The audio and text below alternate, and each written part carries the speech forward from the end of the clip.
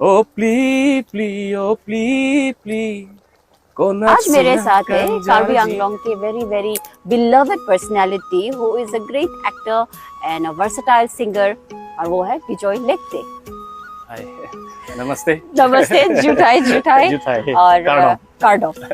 सो बिजॉय जी आप बताइए, हंसरंग अब लोगों का फेवरेट है ना? हाँ जी। किस किस चीज में डलता है ये हंसरंग?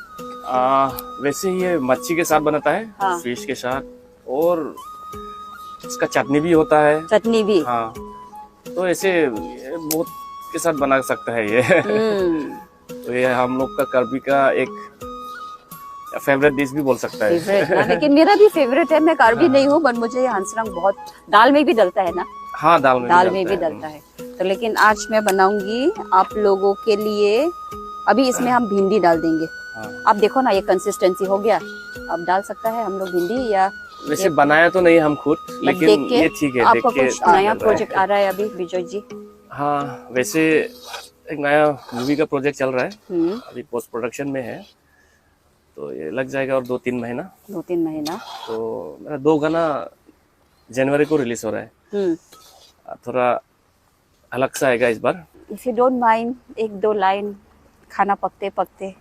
हाँ, सकता है। प्ली प्ली ओ प्ली प्ली konat sinang jarji pli pli konat sinang kang jarji nang run me kaciri konat sinang kang jarji cere si donang ji फेरे में नॉन पीर भी।